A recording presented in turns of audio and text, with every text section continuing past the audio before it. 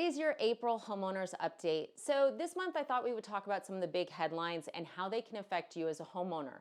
So we're going to be talking about tariffs and job loss. Now, just a quick reminder, today is April 15th. So if you haven't filed your taxes, you need to file them, or at least file an extension, unless you're in one of those states that has a grace period due to natural disasters. As a homeowner, you're going to want to make sure that you're giving to your accountant any interest that you paid, as well as property taxes. If you have multiple investment properties, make sure you're giving them the insurance, all those running costs. Get your documents together because it can definitely give you a better tax situation. Okay, so as a homeowner, how do tariffs impact you? Look, overall, we're all going to be impacted by tariffs based on what we're consuming, okay? But where it can really hurt homeowners is this is not the year to renovate or remodel. I can't stress it enough. And it's for the simple reason of how do you buy something if you don't know the end price?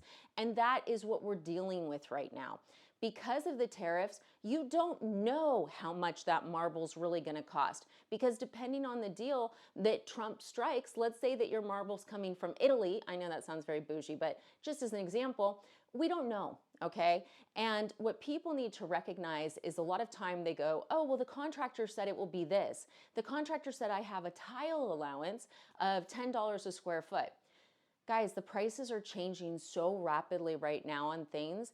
The contractor's not going to guarantee a price because they have no control over it. So would I enter into a large project like a kitchen remodel, repainting the house, or anything unless I could get solid guaranteed costs on materials? No. It's not the year. I'm telling you that right now. This is a planning year, which is a blessing. A planning year is when you pick out everything you want to do. You really research where it's coming from. You research the long-term sustainability.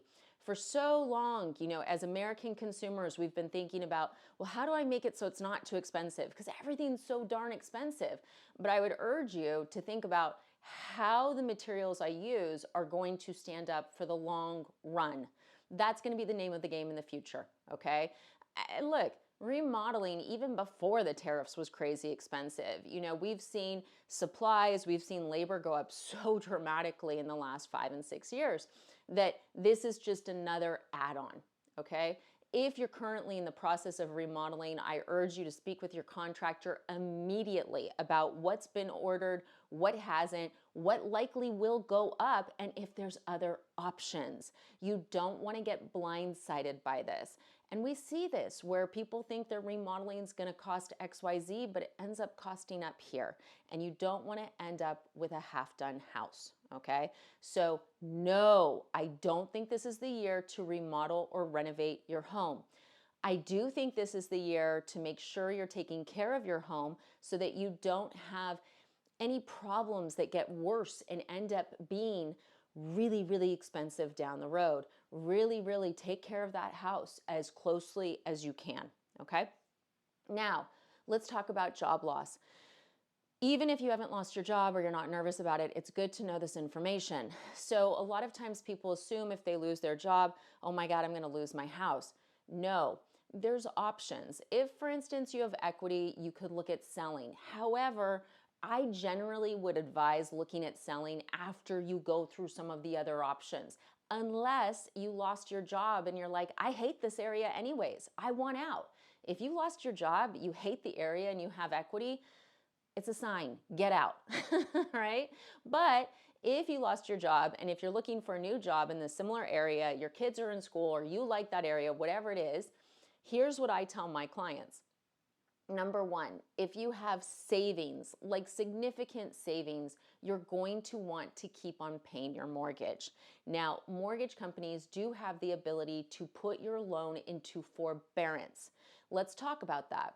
If you don't have savings, this is what I would advise you do. You're going to call your servicer. That is who collects your loan payment every single month. You call them, you say, hey, I lost my job. I can't pay my mortgage. I need a payment, like long-term. I need to put it on pause, like help me out here.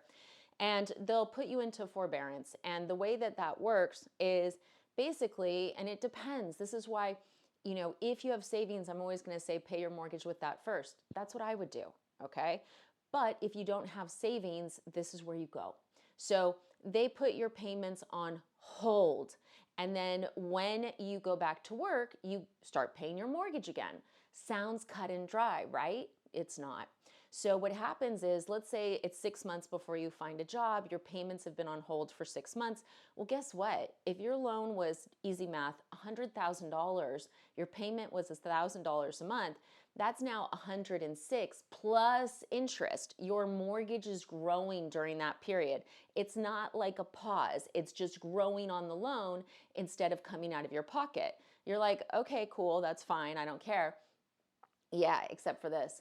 So then you go back and you're like, oh, I want to start making my payments. They have to modify your loan because your original loan of $100,000, you have a bigger balance now. And depending on the loan type, depending on the servicer, how they modify that loan can differ, okay? That is what I really want to make sure you're all aware of. And if you have friends or family members going through this, it's very important you know this, because if they have one of those really low interest rates, 2, 3, 4%, when they go to modify that loan, it's going to be higher, okay? And we've seen that be a real issue. And people are like, well, why can't they just do the same rates? Because when they're modifying, generally they're going to market rates, okay? Now, there are other options sometimes. You may have a servicer where what they do is they take the increase in balance, and instead of redoing the first loan, they put it on as a silent second. That's perfect. That would be great. That's ideal. What that means is that if you refinance or you sell the house, you have to pay that money back, okay? But you can't do that with all loans. Like, you can't do that with a VA loan. And right now, VA had a great program called VASP, but we don't know if it's going to exist anymore. So it's really, really important that you're talking to your servicer about this. I'm going to have links. These links are very important. I'm going to have a link for Fannie Mae, Freddie Mac, FHA, and VA. These are all the information on if you think you're going to be losing your house, what to do. With Fannie and Freddie, there's HUD consultants, which are free. It's people who help guide you through this. I recommend utilizing their services. I really do. It's free and it will help you, and it's worth it, and they can help you with your servicer, because your servicer is going to be talking gobbledygook to you. It's that simple. This is very complicated what's going on, and you want that person as your advocate right next to you. VA has a line as well where they help guide you through it. FHA also. Okay, so definitely if you're going through this, call your servicer, but make sure you're partnering with one of those agencies as well to make sure that ultimately this is going to end up in a way that you can still afford your home when you get a job and you can make payments again. Now, let's say you go into forbearance and then the modification, you're like, I can't afford this, I'm just going to sell. At that point, that's when I would think of selling usually. You know, I wouldn't jump to selling if you want to keep the house immediately. I would go through forbearance and modification first, because sometimes it's not bad at all. It's important to note that back in the day, 2009, 10, and 11, we were doing a lot of modifications, and they were great because when people had originally gotten the loans, the rates were up here, and when that crisis was going on, the rates were down here. So they were modifying into lower rates. What makes it something you really need to pay attention to right now is that if you have one of those super low, once in a lifetime rates, well, guess what? We're modifying up here. So really, really important. My team and I do not do modifications. This is something the servicer does. Okay, so if you have someone else you used as your loan officer, the loan officer doesn't do this, it's the servicer. Okay, so that's who sends you your monthly bill. They have a special department that deals with this. Make sure you keep all your communication. Okay, cannot stress it enough.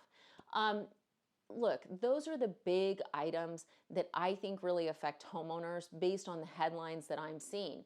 What are you guys seeing? Are there questions that you have? Are you like, what about this or this, Jen? If so, drop it in the comments, but I wanted to do a quicker video, but make sure I cover these big items, because the last thing I want is for you guys to go, why didn't you warn me about remodeling? Why didn't you warn me about how to handle forbearance? So here we go. Those are the two big things. Thanks for watching. I hope you have a good month.